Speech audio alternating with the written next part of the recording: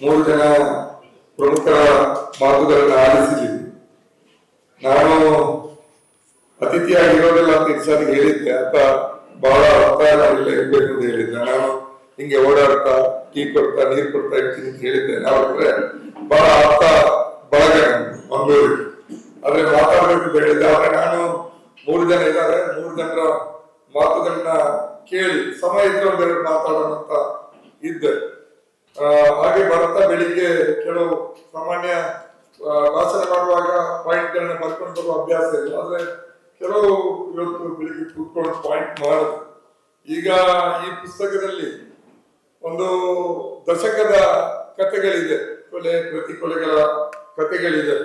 ನವೀನ್ ಸೂರ್ಯ post ಹಾಕಿದ್ರೆ ಕೆಳಗಡೆ ಬಂದು ಎಲ್ಲ ಏನೇನು ಕಲರ್ ಆಗಿ ಬರೆದಿದ್ದಾರೆ. ನವೀನ್ ಸೂರ್ಯನಿಗೆ ಇರ್ಷಾದಿಗೆ ನಿಮ್ಗೆಲ್ಲ ಸೇರಿಸ್ಕೊಂಡು ಬಿಟ್ಟಿ ಊಟ ತಿನ್ನುವವರು, ಕಾಂಗ್ರೆಸ್ ಗುಲಾಮರು, ಸರ್ಕಾರದಿಂದ ಬೇಕಾದಷ್ಟು ದುಡ್ಡು ಸಿಗತ್ತೆ ಅದರಿಂದ ಮಜಾ ಮಾಡ್ತೀರಿ ಅಂತ ಹೇಳಿದ್ದಾರೆ. ಯಾರ್ಯಾರು ಹೆಂಗೆ ಬದುಕ್ತಾರೆ ಅಂತ ಎಲ್ರಿಗೂ ಚೆನ್ನಾಗಿ ಗೊತ್ತಿದೆ. ಆದ್ರೆ ಒಂದು ಅಲ್ಲಿ ಇರುವಂತಹದ್ದು, ಅವರು ಬೇಸರ ಮಾಡಕ್ಕಂತ ದುಃಖ ಪಡುವಂತದ್ದು ಏನಿಲ್ಲ. ಹಿಂದೂ ಅಂತ ಕರೆಸ್ಕೊಂಡವರ ಕೊಲೆಗಳು ಏನಾಗಿದೆ ಅವರ ಬಗ್ಗೆಯೂ ಕೂಡ, ಅವರ ಕುಟುಂಬಗಳನ್ನು ಕೂಡ ಸಂದರ್ಶನ ಮಾಡಿಕೊಂಡು ಆ ದುಃಖಗಳನ್ನು ಕೂಡ ಬಹಳ ಮನತತ್ವ ರೀತಿಯಲ್ಲಿ ಇರ್ಷಾದಲ್ಲಿ ಬರೆದಿದ್ದಾರೆ ಪುಸ್ತಕದಲ್ಲಿ. ಅದಕ್ಕಾಗಿ ನಾವು ಈ ಕೊಲೆಗಳನ್ನು ಬೇಕಾದಷ್ಟು ನೋಡಿದ್ವಿ. ಕೊಲೆ ಆದ ಮೇಲೆ ಆ ಸತ್ತವರ ಕುಟುಂಬಗಳು ಮಾಡ್ಕೊಳ್ಳಿ, ಒಂದವರು ಕೂಡ ನಮ್ಮ ಕಣ್ಣಿಗೆ ಬೀಳೋದು ಕಡಿಮೆ. ಕೆಲವರಷ್ಟೇ ಹೀರೋಗಳಾಗಿ ವಿಜೃಂಭಣೆ ಆಗ್ತಾ ಇರ್ತಾರೆ. ಸತ್ತವರ ಕುಟುಂಬ ಹೇಗಿರ್ತದೆ ಗೊತ್ತೇ ಇರಲ್ಲ. ಅವರನ್ನೆಲ್ಲ ಹುಡ್ಕೊಂಡು ಹೋಗಿದ್ದಾರೆ ಇರ್ಷಾ, ಹುಡ್ಕೊಂಡೋಗಿ ಆ ಕುಟುಂಬಗಳಲ್ಲಿ ಇವತ್ತಿನ ಕಣ್ಣೀರ ಕಥೆಗಳು, ರಕ್ತ ಕಣ್ಣೀರಾಗಿ ಹರಿತಾ ಇರುವಂತ ಕಥೆಗಳನ್ನು ಬರೆದಿದ್ದಾರೆ. ಖಂಡಿತವಾಗಿಯೂ ನಮಗೂ ಕೂಡ ನಾವು ಮಾಡ್ತಿರ್ತೀವಿ, ಅದನ್ನೆಲ್ಲವನ್ನು ನೆನಪು ಮಾಡುವಂತ ಪ್ರಯತ್ನವನ್ನು ಅವರು ಮಾಡಿದ್ದಾರೆ. ಆದ್ರೆ ಒಂದು ದಶಕದ ಕಥೆಗಳನ್ನು ಅವರು ಬರೆದಿದ್ದಾರೆ. ಕೊಲೆಗಳು ಮಂಗಳೂರಿನಲ್ಲಿ 92ರಲ್ಲಿ ಆರಂಭ ಆಗಿದೆ. ಬಹುಶಃ ಪ್ರಥಮ ಕೊಲೆ ನಾನಿರುವಂತ ಕಾಟುಬಲ್ಲ ಗ್ರಾಮದಲ್ಲಿ ಆಯ್ತು. ಬಾಬರಿ ಮಸೀದಿ ಹೊಡೆದ ದಿನವೇ ನಮ್ಮ ಊರಲ್ಲಿ ಕೊಲೆಯ ಮೂಲಕ ಸರಣಿ ಆರಂಭ ಆಯ್ತು. ಬಹುಶಃ ಈಗ ಒಂದು 100 ಕೊಲೆಗಳಾದ್ರೂ ಆಗಿರ್ತದೆ ಅಂತ ಒಂದು ಸರಳ ಲೆಕ್ಕಾಚಾರ. 92ರವರೆಗೆ ಹೇಳಿದ್ರು ನಾವು ಹಬ್ಬ ಹರಿದಿನಗಳು, ರಂಜಾನ್ ಇರ್ಬೋದು, ರಾಮನವಮಿ ಇರ್ಬೋದು, ದಸರಾ ಇರ್ಬೋದು, ಚೆನ್ನಾಗಿ ಯಾವ ಭದ್ರತೆ ಇಲ್ಲದೆ ನಾವು ಹಬ್ಬಗಳನ್ನ ಎಲ್ಲರೂ ಜೊತೆಯಾಗಿ ಆಚರಿಸ್ತಾ ಇದ್ದೀವಿ ಅನ್ನೋ ಮಾತನ್ನ ಪ್ರಿಯಾಂಕ್ ಖರ್ಗೆ ಅವರು ಹೇಳಿ, ಹೌದು ಆಚರಿಸ್ತಾ ಇದ್ವಿ. ಆದ್ರೆ ಈಗ ಆಚರಿಸಲಿಕ್ಕೆ ಆಗ್ತಾ ಇದೆ. 92ರ ಬಾಬರಿ ಮಸೀದ್ ಡೆಮಾಲಿಶ್ ಆಗುವಾಗ ನಾನು ಈಗಿರುವ ಕಾಟಿಪಾಳ್ಯದಿಂದ ಒಂದು 4-5 ಕಿಲೋಮೀಟರ್ ದೂರ ಸುರತ್ಕಲ್ ಸೆಂಟರ್ ಪಾಯಿಂಟ್, ಕುಳಾಯಿ ಅನ್ನುವಂಥ ಗ್ರಾಮ ಆ ಕಡೆ ಇದೆ, ಕಾಟಿಪಾಳ್ಯ ಅನ್ನುವಂಥ ಗ್ರಾಮ ಈ ಕಡೆ ಇದೆ. ನಾನು ಕುಳಾಯಲ್ಲಿದ್ದೆ ಆವಾಗ, ಇನ್ನೂ ಕೂಡ ಜೆನ್ಜಿ, ನಾವು ಇನ್ನು ಹದಿಹರೆಯದ ವಯಸ್ಸು. ನಾನೊಂದು ಸಲ ವರ್ತಮಾನ, ರವಿಶಂಕರ್ ರೆಡ್ಡಿ ಅವರ ವರ್ತಮಾನದಲ್ಲಿ ಬರೆದಿದ್ದೆ, ನಾನು ಕುಳಾಯಲ್ಲಿ ಗಲಾಟೆ ಆದಾಗ ನಾವು ಅವಾಗೆಲ್ಲ ಒಟ್ಟಿಗೆ ಆಟ ಆಡ್ತಾ ಇದ್ವಿ. ಪಕ್ಕದಲ್ಲಿ ನನ್ನ ಮನೆ ಪಕ್ಕದಲ್ಲಿ ದಲಿತರ ಕೊರಡಿ ಇತ್ತು. ಎಲ್ಲ ಹಿಂದುಳಿದ ಜಾತಿಗಳ ಹುಡುಗರು, ನಾವು ಬ್ಯಾರಿ ಹುಡುಗರು ಒಟ್ಟಿಗೆ ಕ್ರಿಕೆಟ್ ಆಡ್ತಾ ಇದ್ವಿ, ಒಟ್ಟಿಗೆ ಗೆಳೆಯರು. ನಮ್ಮಲ್ಲಿ ಯಾವುದೇ ಭೇದ ಭಾವ ಇರಲಿಲ್ಲ. ಹಾಗೆ ಆಡ್ತಾ ಇದ್ದವರು ಅವತ್ತು ನಮ್ಗೆ ಮಸೀದಿಯಿಂದ ಯಾರೋ ಬಂದು ಹೇಳಿದ್ರು, ಮಸೀದಿ ಮೇಲೆ ದಾಳಿ ಆಗ್ಬೋದು, ನಾವು ಮಸೀದಿ ಕಾಯ್ಬೇಕು ಅಂತ. ನಾವೆಲ್ಲ ಹುಡುಗರು, ಮುಸ್ಲಿಂ ಹುಡುಗರು, ಇವರು ನಮ್ಮ ಹಿಂದೂ ಗೆಳೆಯರ ಹತ್ರ, ದಲಿತ ಗೆಳೆಯರು ಇದ್ರು, OBC ಗೆಳೆಯರು ಇದ್ರು, ಅವ್ರಿಗೆ ಹೇಳಿದ್ರು ಹಿಂಗೆ ಬಂದಿದ್ದೆ, ನಾವು ಮಸೀದಿ ಹತ್ರ ಹೋಗ್ತೀವಿ, ಅಲ್ಲಿ ಏನಾದ್ರು ಆಗ್ಬೋದು ಅಂತ. ನಾವು ಬ್ಯಾಟ್ ವಿಕೆಟ್ ಬಿಟ್ಟು ಆ ಕಡೆ ಹೋದ್ವಿ. ನನ್ನ ಈ ದಲಿತ ಹಿಂದೂ ಗೆಳೆಯರು, ಅಲ್ಲಿ ಮುಗೇರ ಸಮುದಾಯ, ದಲಿತರಲ್ಲಿ ಮುಗೇರು ಅಂತಿದ್ದಾರೆ, ಅಲ್ಲಿ ಅವ್ರದ್ದು ಇದು ಒಂದು ದೈವಸ್ಥಾನ ಇದೆ, ಮಹಾಂಕಳಿ ದೇವಸ್ಥಾನ. ಅವರು ಅಲ್ಲಿಗೆ ಹೋದ್ರು, ಅಲ್ಲಿ ಪಕ್ಕದಲ್ಲಿದೆ. ಅವ್ರು ಬಹುಶಃ ಅದನ್ನು ಕಾಯ್ಲಿಕ್ಕೆ ಹೋದ್ರು. ಹಂಗೆ ಹೋದವ್ರು ನಾವು ಮತ್ತೆ ಒಟ್ಟಾಗ್ಲೇ ಇಲ್ಲ ಮೈದಾನದಲ್ಲಿ. ಹಂಗೆ ದೂರ ಆದವ್ರು ದೂರವೇ ಅಂತ ಒಂದು ಸ್ಥಿತಿ ಇರುವಂತದ್ದು. ಮತ್ತೆ ನಮ್ಗೆ ಪುರಾಣದ ಕಥೆಗಳೆಲ್ಲ ಚೆನ್ನಾಗಿ ಗೊತ್ತು. ಯಾಕೆಂದ್ರೆ ನಮ್ಮೂರು ಕುಳಾಯಿಯಲ್ಲಿ, ನನ್ನ ಹೆಂಡತಿ ಊರು ಕೂಡ ಕುಳಾಯಲ್ಲಿ ಇದೆ. ಈಗ ಅವರ ಮನೆ ಎದುರುಗಡೆನೆ ಊರಿನ 10 ಸಂವತ್ಸರ ಮನೆಯ ಅಂಗಳದಲ್ಲೇ 10 ಸಂವತ್ಸರ ಯಕ್ಷಗಾನ ಆಗ್ತದೆ. ಮತ್ತೆ ಇನ್ನೊಂದು ಬಂಟ್ರ ಮನೆಯಲ್ಲಿ ಒಂದು ಯಕ್ಷಗಾನ, 2 ಯಕ್ಷಗಾನಗಳು ಗ್ಯಾರಂಟಿ. ನಾವು ಬಾಲ್ಯದ 5-6 ವರ್ಷದಿಂದ ಶುರುವಾಗಿ ಈ 92ರ ಕೋಮುಗಲಭೆಯವರೆಗೆ ಪ್ರತಿ ವರ್ಷನೂ ಯಕ್ಷಗಾನ ನೋಡಿದ್ವಿ, ಬೇರೆ ಬೇರೆ ಪ್ರಸಂಗಗಳನ್ನ ನೋಡಿದ್ವಿ. ಅದರಿಂದಾಗಿ ಪುರಾಣದ ಕಥೆಗಳೆಲ್ಲ ನಮ್ಗೆ ನಮ್ಮೊಳಗೆ ಇಳಿದಿದೆ. ಊರಲ್ಲಿ 3 ದೇವಸ್ಥಾನ ಇತ್ತು, ಕೋಡದಬ್ಬು, ಮಂಕಲಿ, ಇನ್ನೊಂದು ಕೂಡ ಕೋಡದಬ್ಬು. ಆ 3 ದೇವಸ್ಥಾನದಲ್ಲಿ ಪ್ರತಿ ವರ್ಷ ದೈವದ ಕೋಲ ನೇಮ ನೋಡ್ತಾ ಇದ್ವಿ. ಹಂಗೆ ನಾವು ಬೆಳೆದಿದ್ವಿ. ಈಗ 92ರ ನಂತರ ಯಕ್ಷಗಾನ, ನೇಮ, ಕೋಲ, ಉರುಸುಗಳಿಗೆ ಒಟ್ಟಿ ಹೋಗೋದು ಬಿಡಿ, ಸ್ಕೂಲ್ ಡೇಗಳಿಗೆ ಮುಸ್ಲಿಮರು ಹೋಗ್ಲಿಕ್ಕೆ ಭಯಪಡುವಂತ ಸ್ಥಿತಿ ನಿರ್ಮಾಣ ಆಯ್ತು. ಹೊಡೆದಾಟ ಬೆಳೆದಾಟ ಈ ರೀತಿ ದೂರಾದ ಕಥೆಗಳು ಬಹುಶಃ ಅಷ್ಟು ವಿವರವಾಗಿ ಹೇಳಲಿಕ್ಕೆ ಸಮಯ ಇಲ್ಲ. ಇಂತಹ ಸ್ಥಿತಿಯಲ್ಲಿ ಇವತ್ತು ಬದುಕ್ತಾ ಇರುವಂತಹ ನಾವು ಈ ರಕ್ತ ಕಣ್ಣೀರಾಗಿರುವಂತಹ ಕಥೆಗಳನ್ನ ನಾವೆಲ್ಲರೂ ಓದ್ಬೇಕಾಗಿದೆ. ಇದರಲ್ಲಿ ಒಂದು 10-15 ಕಥೆಗಳಿದೆ. ನಮ್ಮ ಇದರಲ್ಲಿರೋದು 13 ಇರ್ಷಾದ್ ನೀವು ವಿವರ ಕೊಟ್ಟಿರೋದು ಅಲ್ವಾ? 13 ಪುಟಗಳನ್ನ ಸಂದರ್ಶನ ಮಾಡಿದ್ದೀವಿ ಜಿಲ್ಲೆ. ನಮ್ಮ ಕಾಟಿಪಲ್ಲ 1ರಲ್ಲೇ 9 ಜನರ ಕೊಲೆಗಳಾಗಿವೆ. 92ರಿಂದ ಹಿಡಿದು 2002ರವರೆಗೆ 9 ಜನರ ಕೊಲೆಗಳಾಗಿದೆ. ಅದನ್ನ ಕೆಲವು ನಾನು ಆ ಹೆಸರುಗಳನ್ನ ನಾನು ನಿಮ್ಗೆ ಉಲ್ಲೇಖಿಸ್ತೀನಿ. ಅದನ್ನೇ ನಾನು ಪಾಯಿಂಟ್ ಮಾಡ್ಕೊಂಡು ಭಾಷಣಕ್ಕೆ ಪಾಯಿಂಟ್ ಮಾಡ್ಕೊಳ್ತೀನಿ. 92ರಲ್ಲಿ ಸುಲೈಮಾನ್ ಅನ್ನುವಂಥವರನ್ನ ಕೊಲೆ ಆಯಿತು. ಆತ ತನ್ನ ಮನೆಯಲ್ಲಿ ಅವತ್ತೆಲ್ಲ ಬಂದು ಕರ್ಫ್ಯೂ ಇತ್ತು, ತನ್ನ ಮನೆಯಲ್ಲಿ ಕೇರ ಮಾಡ್ತಾ ಇದ್ದ ಅಣ್ಣ ತಮ್ಮಂದ್ರ ಜೊತೆ ಸೇರ್ಕೊಂಡು. ಮುಸ್ಲಿಮರ ಏರಿಯಾದಲ್ಲಿ ಏನೋ ಹಿಂದೂಗಳ ಮೇಲೆ ದಾಳಿ ಆಗ್ತದಂತೇನೋ ಗಾಸಿಪ್ಗಳ ಹರಡಿ ಹಿಂದೂ ಏರಿಯಾದಿಂದ ಒಂದು ತಂಡ ಮುಸ್ಲಿಂ ಏರಿಯಾಗಳ ಕಡೆ ಬಂತು. ಬರುವಾಗ ಫಸ್ಟ್ ಸಿಕ್ಕಿದ ಮನೆ ಸುಲೈಮಾನಿಗೆ, ಮುಸ್ಲಿಂ ಏರಿಯಾ ಎಂಟರ್ ಆಗುವಾಗ. ಅವ್ರಿಗೇನು ಗೊತ್ತಿಲ್ಲ, ಎಲ್ಲ ಪರಿಚಯದವರು ಅಂತ ಆಟ ಆಡ್ತಾ ಇದ್ರೆ ಮನೆ ಮೇಲೆ ಅಟ್ಯಾಕ್ ಆಯ್ತು. ಅಣ್ಣ ತಮ್ಮಂದ್ರ ಮೇಲೆ ಅವರು ಹೊಡೆದಲ್ಲಿ ಸುಲೈಮಾನ್ ಸತ್ತೋರು. ಅಲ್ಲಿಂದ ಕೊಲೆಗಳು ಆರಂಭ ಆಯ್ತು. ಅವರ ಅಣ್ಣ ಈಗಲೂ ಇದ್ದಾರೆ, ಕಾಂಗ್ರೆಸ್ ಪಕ್ಷದಲ್ಲಿ ಸಕ್ರಿಯರಾಗಿದ್ದಾರೆ, ಹುಸೇನ್ ಕಾಟಿಪಳ್ಳ ಅಂತ, ಕವಿ ಮತ್ತು ಹಾಡುಗಾರ. ಈಗಲೂ ಅವರಿಗೆ ಸೌಹಾರ್ದದ ಇದರಲ್ಲಿ ಬಹಳ ಆಸಕ್ತಿ. ಈಗಲೂ ಆ ಸೌಹಾರ್ದದ ಹಾಡುಗಳನ್ನ ತಾನೇ ಸಾಹಿತ್ಯ ಹಾಕಿ, ನಾವೇನೇ ಸೌಹಾರ್ದ ಕಾರ್ಯಕ್ರಮಗಳನ್ನ ಮಾಡ್ತಾ ಇದ್ರೆ ಅವರೇ ಒಂದು ಸಾಹಿತ್ಯ ಹಾಕಿ ಸಂಗೀತ ಸಂಯೋಜನೆ ಮಾಡಿ ಅವ್ರು ಬಂದು ಹಾಡ್ತಾರೆ. ಅವರೇನು ಕೋಮುವಾದಿ ಆಗ್ಲಿಲ್ಲ. ಸುಲೈಮಾನ್ನಿಂದ ಆರಂಭ ಆಯ್ತು. ಅದೇ ವರ್ಷ ಅದಾದ್ಮೇಲೆ 98ರಲ್ಲಿ ಕೋಮುಗಲಭೆ ಆಯ್ತು. ಆ ವರ್ಷ ಮತ್ತೊಂದು ಕೊಲೆ ಆಯ್ತು. ಪರಮೇಶ್ವರ ಅಂತ ಒಬ್ಬ ಬಿಲ್ಲಮ ಸಮುದಾಯವರನ್ನ ಕೊಲೆ ಆಯ್ತು ಮುಸ್ಲಿಂ ಏರಿಯಾದಲ್ಲಿ. ಆ ಗುಂಪು ಘರ್ಷಣೆ 2 ಕಡೆಯಿಂದ. ಮಸೀದಿ ಹತ್ರ ಮುಸ್ಲಿಮರು ನಿಂತಿದ್ರೆ ಆ ಕಡೆಯಿಂದ ಹಿಂದೂ ಯುವಕರ ತಂಡ ಈ ಕಡೆ ಬಂತು. ಆ ಹೊಡೆದಾಟದಲ್ಲಿ ಪರಮೇಶ್ವರ ಅಂತ ಬಿಲ್ಲವ ಒಬ್ಬ ಸಂಸಾರಸ್ಥ ಗೃಹಸ್ಥ ಸತ್ತೋದು. ಆ ರೀತಿ 2 ಕೊಲೆಗಳಾಯಿತು. ಇದು ಕೋಮು ಗಲಭೆಗಳಲ್ಲಿ ಕಾಟಿಪಳ್ಳದಲ್ಲಿ ಆದಂತ ಕೊಲೆಗಳು. ಆಮೇಲೆ ಸೀರಿಯಸ್ ಆಗಿ ಪ್ರತೀಕಾರದ ಕೊಲೆಗಳು ನಡೀತಾ ಹೋದ್ವು. ಮತ್ತೆ 98ರಲ್ಲಿ ಇನ್ನೊಂದು ಕೋಮು ಗಲಭೆ ಆಯ್ತು. ಜಾಕೀರ್ ಹುಸೇನ್ ಅಂತ ಒಬ್ಬ ವಿದ್ಯಾರ್ಥಿ ಆಗಷ್ಟೇ ಪದವಿ ಮುಗಿಸಿದ್ದ. ಆತನ ಮನೆಯಲ್ಲಿ ಆತನ ಅಕ್ಕ ಮತ್ತು ಅಣ್ಣ ರಜಾಕ್ ಅಂತ ಹೇಳಿದ್ರು. ಅವರು ನೆರೆಕೆರೆ, ಅದು ಮುಸ್ಲಿಮರ ಮನೆ ಏರಿಯಾ ಮುಗಿದ ತಕ್ಷಣ ಹಿಂದೂ ಏರಿಯಾ 5ನೇ ಬ್ಲಾಕ್ ಅಂತ, ಅಲ್ಲಿ ಹಿಂದೂ ಏರಿಯಾದಲ್ಲಿ ಇದೆ ಮನೆ. ಎಲ್ಲರ ಮಕ್ಕಳಿಗೆ ಟ್ಯೂಷನ್ ಕೊಡ್ತಾ ಇದ್ರು. ಅದರಿಂದ ಅವ್ರಿಗೆ ಧೈರ್ಯ, ನಮ್ಗೇನು ಆಗ್ಲಿಕ್ಕಿಲ್ಲ, ಎಲ್ಲರೂ ನಮ್ಮವರೇ, ನಮ್ಮ ಮನೆಯಲ್ಲೇ ಟ್ಯೂಷನ್ಗೆ ಬರುವಂತ ಹುಡುಗರು, ಈಗ ಸ್ವಲ್ಪ ಬೆಳೆದಿರುವಂತ ಅವರ ಮನೆಯ ತಮ್ಮಂದಿರು ತಂಗಿಯಂದಿರು ಟ್ಯೂಷನ್ಗೆ ಬರ್ತಾರೆ ಅಂತ ಹೇಳಿ ಆ ಧೈರ್ಯದಲ್ಲಿ ಇದ್ರು. ಅಲ್ಲಿ ನಾಗರಾಜ ಅನ್ನುವಂತ ಇನ್ನೊಬ್ಬ ಹಿಂದೂ ಯೋಜನೆ ಲೀಡರ್ ಇದ್ದ. ಆತನ ಮೇಲೆ ದಾಳಿ ಆಯ್ತು. ಆತನ ಮನೆಗೆ ನುಗ್ಗಿ ಕೋಮುಗಲಭೆ ಟೈಮಲ್ಲಿ ಕೋಮುಗಲಭೆ ಎಂಟಾಗ್ತಾ ಬಂತು. 92ರಿಂದ 10 ದಿವಸ ನಡೆದಿತ್ತು. ದಾಳಿ ಆಗುವಾಗ ನಾಗರಾಜನ ಮನೆಗೆ ಹೋಗಿ ಯಾರೋ ಮುಸ್ಲಿಂ ಹುಡುಗರು ಹೊಡೆದ್ರು. ಏನೋ ಸಣ್ಣ ಪುಟ್ಟ ಗಾಯ ಆಗಿತ್ತು. ನಾಗರಾಜನ ಮೇಲೆ ದಾಳಿ ಆಯ್ತು, ಆತನನ್ನ ಕೊಂದ್ರು ಅಂತ ಏನೋ ರೂಮರೆಲ್ಲ ಹರಡಿತು. ಆವಾಗ ಪ್ರತೀಕಾರಕ್ಕಾಗಿ ಮುಸ್ಲಿಮರನ್ನ ಹುಡ್ಕೊಂಡು ಒಂದು ತಂಡ ಹೊರಡ್ತು. ಅಲ್ಲಿಂದ ಹೊರಡುವಾಗ ಜಾಕೀರು ಬಾಗಿಲ ಹತ್ರ ನಿಂತ್ಕೊಂಡಿದ್ದಾರಂತೆ ಮನೆ ಹತ್ರ. ಆತನಿಗೆ ಧೈರ್ಯ, ನಮ್ಗೇನ್ ಮಾಡ್ತಾರೆ, ಎಲ್ಲ ನಮ್ಮ ಮನೆಯಲ್ಲಿ ಆಡಿ ಬೆಳೆದವರು ಅಂತ. ಅವ್ರ ಸೀದಾ ನುಗ್ಗಿದ್ದೆ ಜಾಕೀರ್ ಮನೆಗೆ.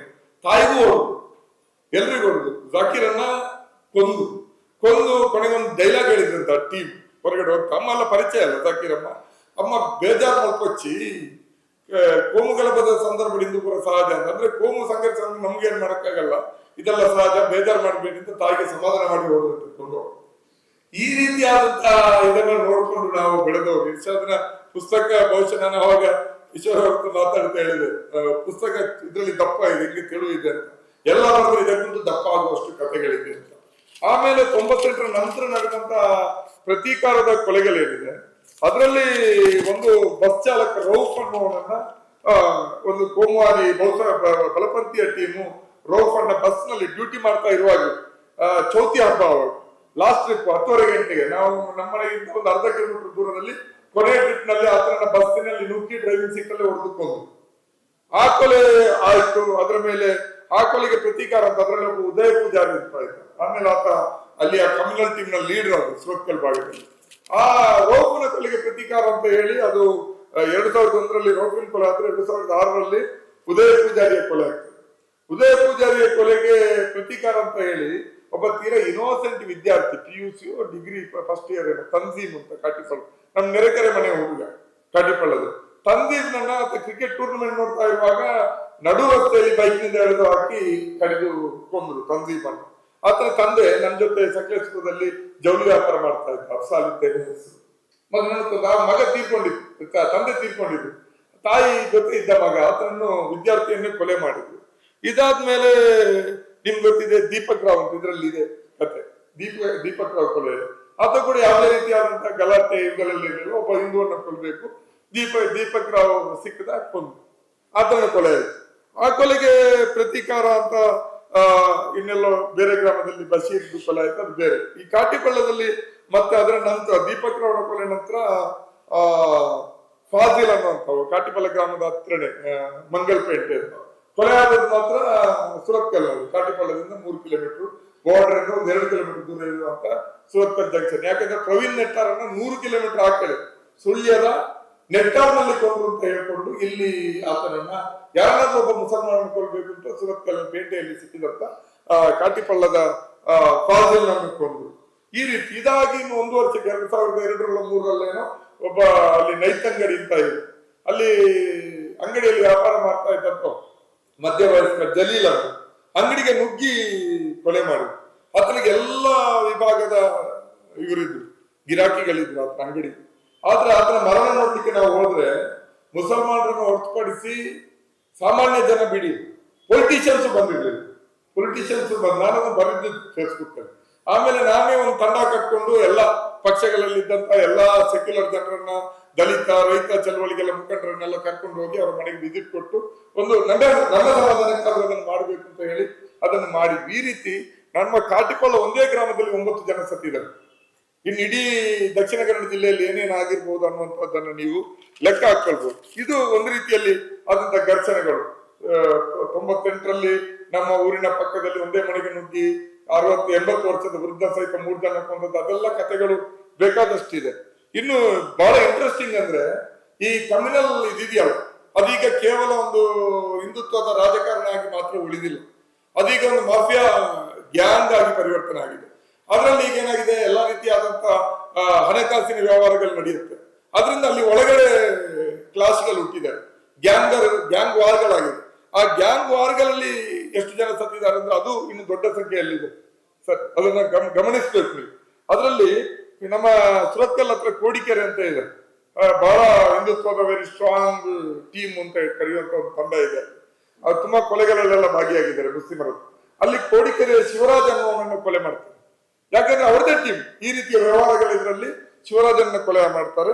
ಶಿವರಾಜನ ಕೊಲೆಗೆ ಪ್ರತೀಕಾರ ಅಂತ ಜೈಲಿಂದ ಜಾಮೀನಿಂದ ಬಂದಿದ್ದ ಆಮೇಲೆ ಪ್ರಕಾಶ್ ಅಂತ, ಆತನನ್ನ ಸುರತ್ಕಲ್ NIT ಕಾಲೇಜಿನ ಮುಂಭಾಗ ಬಸ್ ನಲ್ಲಿ ಹೋಗ್ತಾ ಇದ್ದಾಗ ಕೋರ್ಟಿಗೆ ಬಂದು ಹೋಗ್ತಾ ಬಸ್ನಿಂದ ಎಳೆದಾಕಿ ಎಲ್ಲರ ಮುಂದೆನೆ ಆತನನ್ನು ತಲವಾರಲ್ಲಿ ಕೊಡದು ಪ್ರಕಾಶನ್ನ ಕೊಲೆ ಮಾಡ್ತಾರೆ. ಇದರ ಬೆನ್ನಿಗೆ ಅಲ್ಲಿ ಇನ್ನೊಂದು ಗ್ಯಾಂಗ್ ವಾರ್ ಅಲ್ಲಿ ಮಣಿಕಂಠ ಅನ್ನುವಂತ ಒಬ್ಬ ಇದೇ ಬಲಪಂಥೀಯ ಟೀಮ್ನ ಒಬ್ಬ ಹುಡುಗನ ಕೊಲೆ ಆಗ್ತದೆ. ಆ ಕೊಲೆಗೆ ಪ್ರತೀಕಾರ ಆಗಿ ಹೇಮಂತ್ ಅನ್ನುವನನ್ನ ಕೊಲೆ ಆಗ್ತದೆ. ಎಲ್ಲರೂ ಅದೇ ಗ್ಯಾಂಗ್ ಗಳಿಗೆ ಸೇರಿದವರು, ಪರಸ್ಪರ ಹೊಡೆದಾಡ್ಕೊಂಡು ಆ ರೀತಿ ಕೊಲೆ ಆಗ್ತದೆ. ಅದಾದ್ಮೇಲೆ ನವೀನ್ ಸುರಂಜರ್ ಊರಲ್ಲಿ ಒಬ್ಬ ಲೀಡರ್ ಇದ್ರು ಬಿಜೆಪಿ, ಕೇಶವ ಶೆಟ್ಟಿಯನ್ನು ಕೂಡ ಇದೇ ರೀತಿಯಾದಂತ ಆಂತರಿಕವಾದಂತ ಏನಿದೆ ವ್ಯವಹಾರಿಕ ಇದರಲ್ಲಿ ಅಲ್ಲಿ ಕೇಶವ ಶೆಟ್ಟಿಯನ್ನು ಕೂಡ ಕೊಲೆ ಮಾಡ್ತಾರೆ. ಇದಕ್ಕಿಂತ ಮುಂಚೆ ಮಂಗಳೂರಿನ ಸಿಟಿಯಲ್ಲಿ ಕಡ್ಲೆ ಮಂಜ ಅಂತ ಇದೆ, ಈಗ ಮಂಜನ್ನ ಬ್ರಿಗೇಡ್ ಅಂತ ಮಾಡ್ಕೊಂಡಿದ್ದಾರೆ ಅವರು. ಕಡ್ಲೆ ಮಂಜ ಅಂದ್ರೆ ಅವರು ಯಾವುದೋ ಕಾಲಕ್ಕೆ ಮಂಗಳೂರಿಗೆ ತೆಲುಗು ನಾಡಿನಿಂದ ವಲಸೆ ಬಂದವರು, ಕಡ್ಲೆ ಬೀಜ ವ್ಯಾಪಾರ ಮಾಡುವರು. ಈ ಹಿಂದೂ ಜಾಗರಣೆ ಲೀಡರ್ ಆದ ಮುಸ್ಲಿಮರ ಜೊತೆ ಫೈಟ್ ಅಲ್ಲಿ ಎಲ್ಲ ಮುಂಚೂಣಿ ಕಟ್ಕೊಂಡು ಒಳ್ಳೆ ಜಗಳದಲ್ಲಿ ಆತನನ್ನು ಕೊಲೆ ಮಾಡಿದ್ರು. ಈಗ ಮಂಜನ್ನ ಬ್ರಿಗೇಡ್ ಅಂತ ಒಂದಿದೆ ಅಲ್ವಾ, ನಾವೆಲ್ಲ ರಾಯಣ್ಣ ಬ್ರಿಗೇಡ್ ತರ ಅಂತ ತಿಳ್ಕೊಂಡಿದ್ವಿ ಅದನ್ನು. ಮತ್ತೆ ತುಂಬಾ ಜನ ನಾನು ಹೇಳಿದೆ ವಿಷಯ ಏನು ಅಂತ. ಆ ಕಡ್ಲೆ ಮಂಜನವರ ಕೊಲೆಗೆ ಪ್ರತೀಕಾರವಾಗಿ ಇಬ್ಬರನ್ನ ಹಿಂದೂ ಸಂಘಟನೆಯಲ್ಲಿ ಗುರುತಿಸಿಕೊಂಡದ್ದು ಇಬ್ಬರದ್ದು ಕೊಲೆ ಆಗ್ತದೆ, 3 ಕೊಲೆಗಳು ಒಟ್ಟಿಗೆ ಅದರಲ್ಲಿ ಆಗ್ತದೆ. ಈ ರೀತಿಯಲ್ಲಿ ಸೀರಿಯಸ್ ಇದೆ ತುಂಬಾ. ಇದು ಆ ರೀತಿ ಆದ್ರೆ ಇನೋಸೆಂಟ್ ಹಿಂದೂಗಳನ್ನ ಕೊಲೆ ಮಾಡಿದ್ರು. ನಾನು ಫಾಜಿಲ್ ಕೊಲೆ ಆದಾಗ ಕೇಳಿದ್ದೆ, ಫಾಜಿಲ್ ಕೊಲೆ ಆದಾಗಲೂ ಕೇಳಿದ್ದೆ, ಮತ್ತೆ ಇತ್ತೀಚೆಗೆ ಫಾಜಿಲ್ ಕೊಲೆ ಆರೋಪಿಯನ್ನ ಕೊಲೆ ಆಯ್ತು ಸುಹಾಸ್ ಶೆಟ್ಟಿ ಕೊಲೆ ಆದಾಗ ಚರ್ಚೆ ಆದಾಗ ನಾವು ಬಹಳಷ್ಟು ಕೇಳಿದ್ವಿ. ಈ ನಮ್ಮ ಹಿಂದೂ ನಾಯಕ ಅಂತ ಹೇಳ್ತೀರಲ್ಲ, ಈ ಮುಸ್ಲಿಮರ ಜೊತೆ ಜಗಳ ಇಲ್ಲದಂತ ಶಾಂತಿ ಕಾಲ ಅಂತ ಇರ್ತದಲ್ಲ, ಶಾಂತಿ ಕಾಲದಲ್ಲಿ ನಿಮ್ಮ ಹಿಂದೂ ನಾಯಕರು ಅಂತ ಕರೆಯುವಂತವ್ರು ಏನ್ ಮಾಡ್ತಾ ಇರ್ತಾರೆ. ಮತ್ತೆ ಯಾರಂತ ನಿಮ್ಮ ಹಿಂದೂ ನಾಯಕರು ಅನ್ನುವಂಥದ್ದು ಈಗಲೇ ಹೇಳಿ, ನಾನು ಹೆಚ್ಚು ಕಮ್ಮಿ ಆದ್ಮೇಲೆ ಕ್ಲೈಮ್ ಮಾಡೋದಲ್ಲ ಅಂತ ಹೇಳಿದ್ರು. ಈ ರೀತಿಯಲ್ಲಿ ಅವರು ಈ ರೀತಿಯಾದಂತ ಹಿಂದುತ್ವದ ಹೆಸರಿನಲ್ಲಿ ಕ್ರಿಮಿನಲ್ ಗ್ಯಾಂಗ್ಗಳನ್ನ ಕಟ್ಕೊಂಡು ಇನ್ನೋಸೆಂಟ್ ಹಿಂದೂಗಳ ಕೊಲೆ ಮಾಡಿದ್ದಾರೆ. ಅದರಲ್ಲಿ ಕುಲಾಯಲ್ಲಿ ಒಬ್ಬ ಹರೀಶ್ ಭಂಡಾರಿ ಅಂತ ಸವಿತಾ ಸಮಾಜದ ಹುಡುಗ, ಆತ ಗಲ್ಫಿಗೆ ಹೋದ, ಮೊದಲು ಹೇರ್ ಕಟ್ಟಿಂಗ್ ಸೆಲೂನ್ ಇಟ್ಕೊಂಡಿದ್ದ ಆತನ ತಂದೆ ಜೊತೆಯಲ್ಲಿ. ಆಮೇಲೆ ಸೌದಿ ಅರೇಬಿಯಾಕ್ಕೂ ದುಬೈಗೆ ಹೋದ, ರಜೆಯಲ್ಲಿ ಬಂದಿದ್ದ. 2-3 ತಿಂಗಳು ರಜೆ ಬಿಟ್ಕೊಂಡು ಮತ್ತೆ ಮರುದಿವಸ ಊರಿಗೆ ಮತ್ತೆ ಗಲ್ಫಿಗೆ ಹೋಗ್ಬೇಕು. ಆತನ ಮನೆ ಮುಂದೆನೆ ಒಂದು ಸುಪ್ರಭಾತ್ ರೆಸ್ಟೋರೆಂಟ್ ಅಂತಿದೆ ಕುಲಾಯಲ್ಲಿ, ಬಾರ್ ಅಂಡ್ ರೆಸ್ಟೋರೆಂಟ್. ಅಲ್ಲಿ ಗೆಳೆಯರ ಜೊತೆ ಊಟ ಮಾಡ್ತಾ ಇದ್ದ. ಅಲ್ಲಿಗೆ ಈ ಗ್ಯಾಂಗ್ ಬಂದಿದೆ, ಗ್ಯಾಂಗ್ ಕೊಡಿಕೆರೆ ಗ್ಯಾಂಗ್ ಬಂದಿದೆ. ಬಂದಿದ್ದಕ್ಕೆ ಅವನು ಎದ್ದು ನಿಂತು ರೆಸ್ಪೆಕ್ಟ್ ಕೊಡ್ಲಿಲ್ಲ ಅಂತ ಹೇಳಿ ಆತನ ಮನೆ ಹೋಟೆಲ್ ಮುಂಭಾಗ ಅಲ್ಲೇ ಮರುದಿವಸ ಟಿಕೆಟ್ ಆಗಿದೆ, ದುಬೈಗೆ ಹೋಗ್ಬೇಕು, ಆತನ ಕೊಲೆ ಆಯ್ತು, ಕರೆದುಕೊಂಡು. ಈ ರೀತಿ ಹರೀಶ್ ಭಂಡಾರಿಯ ಕೊಲೆ ಆಗ್ತದೆ. ಅದೇ ರೀತಿಯಲ್ಲಿ ನಮ್ಮ ಗರೋಡಿ ಹತ್ರ ಕಿಶನ್ ಪೂಜಾರಿ ಅನ್ನುವಂತ ಒಬ್ಬ ಹುಡುಗನ ಕೊಲೆ ಆಗ್ತದೆ. ಉಡುಪಿಯಲ್ಲಿ ಪ್ರವೀಣ್ ಪೂಜಾರಿ ಅನ್ನುವಂಥವರನ್ನ ಕೊಲೆ ಆಗ್ತದೆ. ಬಂಟ್ವಾಳದಲ್ಲಿ ಹರೀಶ್ ಪೂಜಾರಿಯ ಕೊಲೆ ಆಗ್ತದೆ. ಇನ್ನೊಬ್ಬ ಕುಂದಾಪುರದ ಕೃಷ್ಣ ಪಾಟಾಲಿ ಅನ್ನೋವನ ಕೊಲೆ ಆಗ್ತದೆ. ಈ ರೀತಿಯಲ್ಲಿ ಸೀರಿಯಸ್ ಆಗಿ ಇನ್ನೋಸೆನ್ಸ್ ಆದಂತ ಹಿಂದೂಗಳನ್ನ ಅಥವಾ ತಮ್ಮನ್ನು ಒಪ್ಪದಿರುವಂತ ಹಿಂದೂಗಳ ಕೊಲೆ ಆಗ್ತದೆ. ಇದರಲ್ಲಿ ನಮ್ಮ ಡಿವೈಎಫ್ಐನ ಒಬ್ಬ ಕಾಮ್ರೇಡ್ ಆಗಿದ್ದಂತ ನಮ್ಮ ಶ್ರೀನಿವಾಸ್ ಬಜಾಲ್ ಕೂಡ ಒಬ್ಬ ಆ ರೀತಿ ಕೋಮುವಾದವನ್ನು ಎದುರಿಸಿದ್ದಕ್ಕಾಗಿ ಕೊಲೆ ಆಗಿರುವಂತದ್ದು.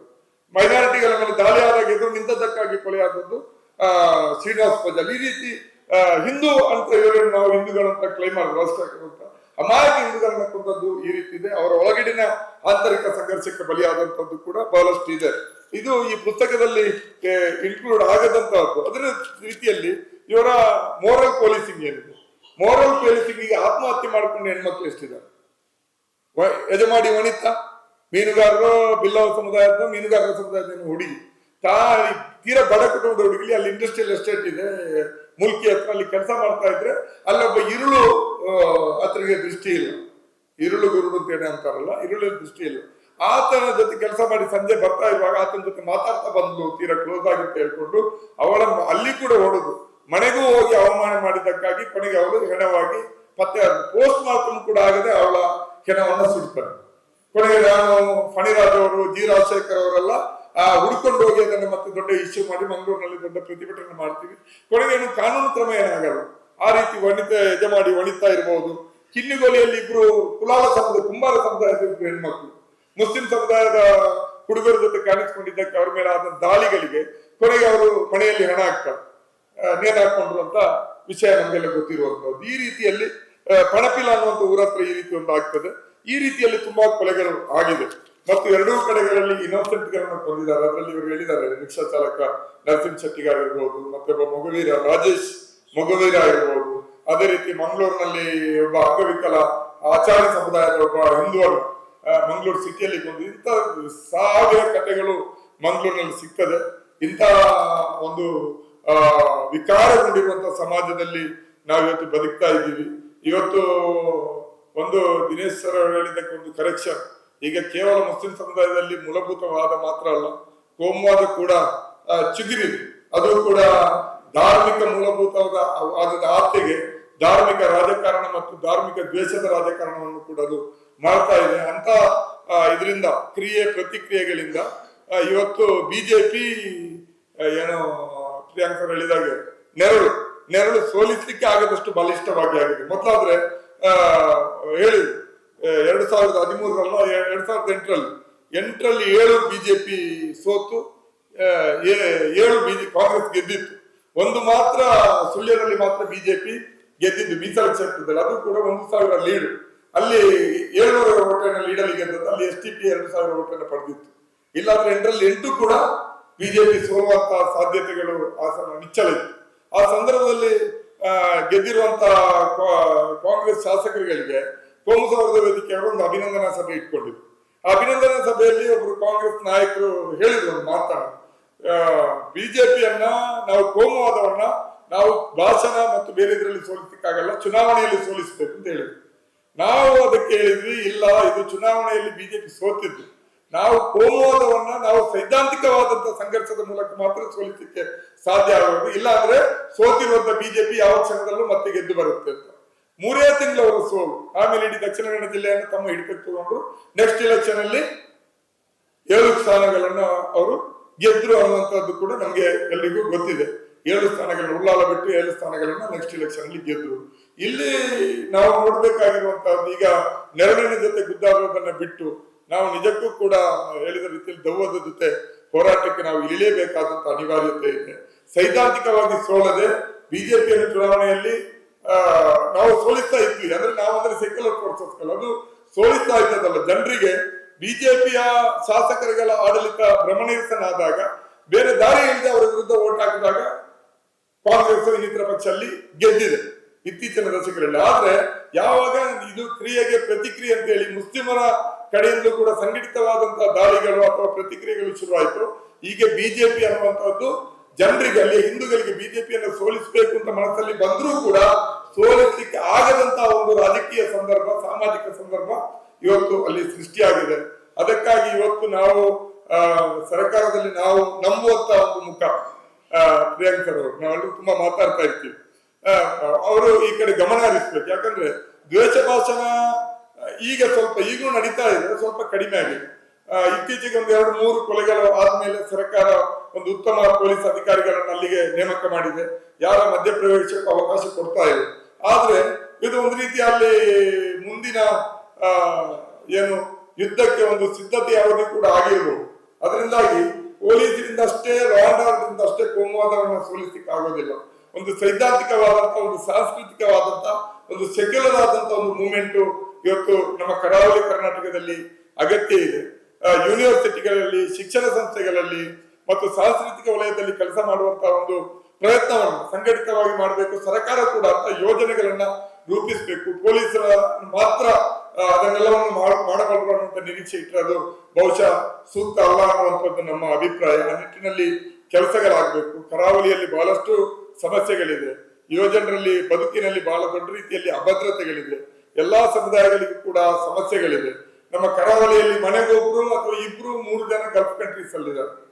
ಆದ್ರೆ ನಮ್ಮ ಸರ್ಕಾರದ ಜೊತೆ ಅಲ್ಲಿ ದುಡಿದು ಇಲ್ಲಿಯ ಸಂಪತ್ತು ಹೆಚ್ಚಿಸ್ತಾ ಇದ್ದವರಿಗೆ ಒಂದು ಕಲ್ಯಾಣ ಯೋಜನೆ ಕೇಳುವ ಅನ್ನುವ ಮಟ್ಟಿನ ಪ್ರಜ್ಞೆ ಕೂಡ ಇವತ್ತು ಕರಾವಳಿಯಲ್ಲಿ ಇಲ್ಲ. ಯಾಕಂದ್ರೆ ನಾವು ಬಿಸಿ ಇದೀವಿ, ಕಮ್ಮಿನಲ್ಲಿ ಇದರಲ್ಲಿ ಬಿಸಿ ಇದೀವಿ. ಕಂಬಳದಲ್ಲಿ ನಮ್ಮ ರಾಜಕಾರಣಿಗಳು ಕೆಲವರಿಗೆ ಒಪ್ತಾರೋ ಅಥವಾ ಬೇಸರ ಆಗ್ತದೋ ಗೊತ್ತಿಲ್ಲ. ಬಿಜೆಪಿಯವರ ಕೈಯಲ್ಲಿ ದಿನೇಶ್ ಸರ್ ಹೇಳಿದ ರೀತಿಯಲ್ಲಿ ಕಂಬಳ ಇದೆ, ಹುಲಿಗಳಿದೆ, ಇನ್ನೇನೇನೋ ಇದೆ. ಆದ್ರೆ ಅವರನ್ನು ಸೋಲಿಸಬೇಕು ಅಂತ ಬಯಸುವಂತಹ ಕಾಂಗ್ರೆಸ್ ಮುಖಂಡರುಗಳು ಕೂಡ ಅಲ್ಟರ್ನೇಟಿವ್ ಆಗಿ ಇದನ್ನೇ ಮಾಡ್ತಾ ಇದ್ದಾರೆ ಹೊರತು ಬೇರೆ ಯಾವುದೇ ಕಾರ್ಯಕ್ರಮಗಳನ್ನು ಕೂಡ ಮಾಡ್ತಾ ಇಲ್ಲ. ಅದರಿಂದಾಗಿ ಸೈದ್ಧಾಂತಿಕ ಹೋರಾಟಕ್ಕೆ ನಾವು ಸಿದ್ಧರಾಗಬೇಕು. ಈಗಾಗಲೇ ನವೀನ್ ಸೂರಿಂಜೆ ಮತ್ತಿತರರು ಈ ದ್ವೇಷ ಭಾಷಣ ಮಾಡ್ತಾ ಇದ್ದವರನ್ನು ಕಟ್ಟೆ ಹಾಕುವಂತ ಪ್ರಯತ್ನವನ್ನು ಕೋರ್ಟ್ ಅಲ್ಲಿ ಮಾಡ್ತಾ ಇದ್ದಾರೆ. ಸರ್ಕಾರ ದ್ವೇಷ ಭಾಷಣ ಮಾಡಿ ಪದೇ ಪದೇ ಅವರಿಗೆ ಸ್ಟೇ ಸಿಗ್ತಾ ಇದೆ. ಬಲವಂತದ ಕ್ರಮ ಬೇಡ ಅಂತ ಬಹಳ ಸುಲಭವಾಗಿ ಪಡ್ಕೊಳ್ತಾ ಇದ್ದಾರೆ. ಅದರಿಂದಾಗಿ ಕಾನೂನಾತ್ಮಕವಾಗಿ ಅವರು ಕಟ್ಟಿ ಹಾಕ್ಲಿಕ್ಕೆ ಸರ್ಕಾರದ ಕಡೆಯಿಂದ ವಿಶೇಷವಾದಂತಹ ಪ್ರಯತ್ನಗಳು ನ್ಯಾಯಾಲಯದಲ್ಲಿ ಕೂಡ ನಡಿಬೇಕಾಗ್ತದೆ. ಮತ್ತು ನಾವೆಲ್ಲರೂ ಕೂಡ ಬಹಳಷ್ಟು ಕೆಲಸಗಳನ್ನು ಸಂಘಟಿತರಾಗಿ ಮಾಡಿದೀವಿ. ಇವತ್ತು ನಮ್ಮ ಜೊತೆ ಕಿಶೋರ್ ಅವರು ವೇದಿಕೆಗೆ ಬಂದಿದ್ದಾರೆ, ಪ್ರಿಯಾಂಕ್ ಸರ್ ಅವರು ಬಂದಿದ್ದಾರೆ. ಎಲ್ಲರೂ ಪಕ್ಷಗಳು ನಮ್ದು ಬೇರೆ ಬೇರೆ ಇರ್ಬೋದು, ಆ ಕಾರಣಕ್ಕೆ ಭಿನ್ನಾಭಿಪ್ರಾಯಗಳು ಇರ್ಬೋದು. ಅದ್ರ ಆಚೆಗೆ ಒಂದು ಸೆಕ್ಯುಲರ್ಗಳಾಗಿ ನಾವು ಜಾತ್ಯತೀತರಾಗಿ ವಿಚಾರವಂತರಾಗಿ ಒಟ್ಟಾಗಿ ಒಂದು ಸಂಘರ್ಷವನ್ನು ಮಾಡಬೇಕಾಗಿದೆ. ರಕ್ತ ಕಣ್ಣೀರಿನ ಪುಸ್ತಕದ ಪುಟಗಳು ಇನ್ನಷ್ಟು ದಪ್ಪ ಆಗದ ರೀತಿಯಲ್ಲಿ ನಾವು ನೋಡ್ಕೊಳ್ಳುವಂತ ಜವಾಬ್ದಾರಿ ನಮ್ಗೆ ದೊಡ್ಡದಿದೆ. ನಾನಂತೂ ಇದೆಲ್ಲವನ್ನು ಲೈವ್ ಆಗಿ ನೋಡ್ತಾ ಬೆಳೆದಿರುವ ನಾವು 17-14 ವರ್ಷದವರೆಗೆ ಜೊತೆಯಾಗಿದ್ವಿ. ಆಮೇಲೆ ಇವತ್ತು ಸರಿ ಆಗ್ಬೋದು, ನಾಳೆ ಸರಿ ಆಗ್ಬೋದು ಅಂತ ತಿಳ್ಕೊಂಡ್ರೆ ಇವತ್ತು ನನ್ನ ಮಕ್ಕಳು ಕೂಡ ಜೊತೆಯಾಗಿ ಆಟ ಆಡ್ಲಿಕ್ಕೆ ಅಸಾಧ್ಯ ಆದಂತ ಸ್ಥಿತಿ ಇದೆ. ಇನ್ನೊಂದು ಮಾತು ಹೇಳಿ ನಾನು ಕೊನೆಗೊಳಿಸಲಿಕ್ಕೆ ಬಯಸ್ತೀನಿ. ನಾನು ನನ್ನ ಮಾತೃಭಾಷೆ ಬ್ಯಾರಿ, ಮಂಗಳೂರು ಕಡೆಯ ಮುಸಲ್ಮಾನರು ಆಡುವಂತ ಮಾತೃಭಾಷೆ ನಮ್ದು ಇರ್ಷಾದಿದ್ದೆಲ್ಲ. ನಾವು ಕನ್ನಡ ಕಲ್ತಿದ್ದು ಶಾಲೆಗಳು, ಆದ್ರೆ ಅಲ್ಲಿಯ ತುಳುವರು ಹಿಂದೂಗಳಾಗುವಂತ ತುಳು ಮಾತೃಭಾಷೆ ಅಷ್ಟೇ ಸಹಜವಾಗಿ ಕಲ್ತಿದ್ವಿ. ಮಾತೃಭಾಷೆ ನಮ್ಗೆ. ನನ್ನ ತಾಯಿಗೆ ಕನ್ನಡ ಬರ್ತಾ ಇರ್ಲಿಲ್ಲ. ಕನ್ನಡ ಯಾವಾಗ ಮಾತಾಡಿದ್ರೆ ಬಹಳ ಕಷ್ಟಪಟ್ಟು ಮಾತಾಡೋರು, ಏನೇನೋ ಮಾತಾಡೋರು ಕನ್ನಡ. ಯಾಕಂದ್ರೆ ತುಳು ಚೆನ್ನಾಗಿ ಬರ್ತಾ ಇತ್ತು. ನೆರೆಕಲ್ಲೆಲ್ಲ ತುಳು. ಶಾಲೆಗೆ ಹೋಗಿರ್ಲಿಲ್ಲ, 1ನೇ ಕ್ಲಾಸಿಗೆ ಹೋಗಿರ್ಲಿಲ್ಲ. ಅದರಿಂದ ಕನ್ನಡ ಬರ್ತಾ ಇರಲಿಲ್ಲ. ಅಂತ ತುಂಬಾ ಜನ ಇದ್ರು ನಮ್ಮಲ್ಲಿ ಕನ್ನಡ ಬರೆದಿರೋರು. ಆದ್ರೆ ಅವ್ರಿಗೆಲ್ರಿಗೂ ತುಳು ಬರ್ತಾ ಇತ್ತು. ಈಗಿನ ಜನರೇಷನ್ ಏನಾಗಿದೆ ಅಂದ್ರೆ ಕನ್ನಡ ಬರ್ತದೆ, ಇಂಗ್ಲಿಷ್ ಬರ್ತದೆ, ಬ್ಯಾರಿ ಮಾತೃಭಾಷೆ. ಕನ್ನಡ ಮತ್ತು ಇಂಗ್ಲಿಷ್ ಶಾಲೆಯಲ್ಲಿ ಕಲ್ತಿದ್ದಾರೆ, ತುಳು ಬರಲ್ಲ. ಈಗ ನಾವು ಎಲ್ಲಾದ್ರೂ ಬ್ಯಾರಿ ಏರಿಯಕ್ಕೆ ಹೋದ್ರೆ ತುಳುವಲ್ಲಿ ಭಾಷಣ ಮಾಡ್ಲಿಕ್ಕೆ ಆಗಲ್ಲ. ನಾವು ಕನ್ನಡದಲ್ಲಿ ಮಾತಾಡ್ಬೇಕಾದ್ರೆ ತುಳು ಬರಲ್ಲ. ಯಾಕಂದ್ರೆ ಅಲ್ಲಿಯ ಹಿಂದೂ ಮುಸಲ್ಮಾನರ ಮಧ್ಯೆ ಸಂಬಂಧಗಳೇ ಇಲ್ಲ ಅನ್ನುವಷ್ಟು ಕಡಿಮೆ ಆಗಿದೆ. ಮುಸಲ್ಮಾನರಿಗೆ ಪ್ರತ್ಯೇಕ ಶಾಲೆಗಳಿದೆ.